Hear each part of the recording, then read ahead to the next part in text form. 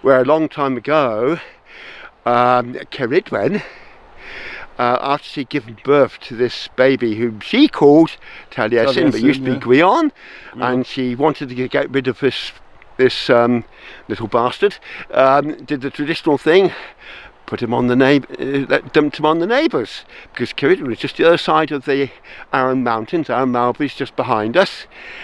She was living over near Llyn Tegid, near Bala.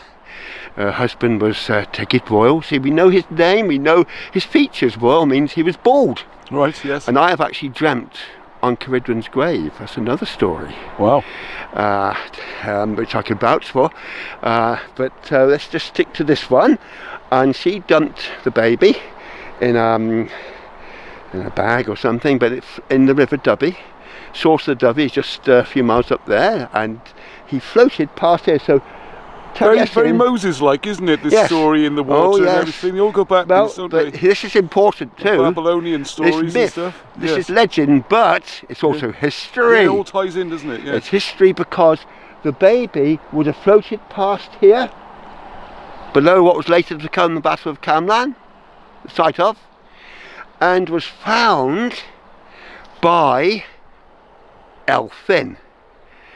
What a name to conjure with. Yes, Elffin, the son of Gwyno Garin here, who was the ruler of Cantra Gwaelod, the lowland hundred, that was drowned by the tsunami. Yeah. The most fertile land in Wales flooded. The lost Cantra, Cantra Gwaelod.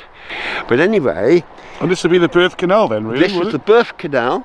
So he was being born again. Yes. From the womb of the goddess, having first been little Gwion. The Blackbush on the Llanfair Crion, which is down the road that way towards Welshpool. And he was found by Elphin, and he was fishing for salmon and wisdom, and ended up with this ruddy baby in a bag. And no, sorry, it was Elffin who called him Taliesin, not the goddess Ceridwen, because Elffin exclaimed, "Oh, your radiant brow, shining." I've come off mountains and I've been told by an Indian lady that I was shining like Shiva because my brow. So anyway, he must have a radiant brow and he's called Taliesin as a result. Fantastic.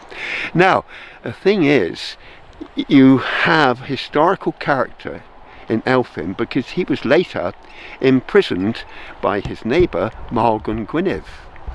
This is historical. Maelgwn Gwynedd died in 547. And Maelgwn Gwynedd also had an Eisteddfod up at the Ganwy, and Taliesin went there and won the bardic chair at that Eisteddfod.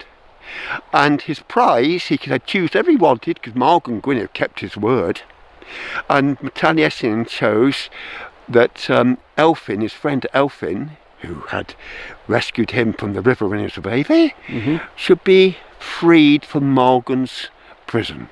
And Maelgwn, being a good man, did that. Now this is a matter of history, historical fact. So we can now date things, because Maelgwn Gwynedd died in 547. He reigned from 517 for 30 years, greatest king of Gwynedd ever, even greater than Llyn Fawr. And he say he had his Eisteddfod, I don't know, 540, something like that. But anyway, he's an historical character, and so was Elffin, and so was Taliesin. So we now have a little bit of historical fact to That's the story, back up the legend.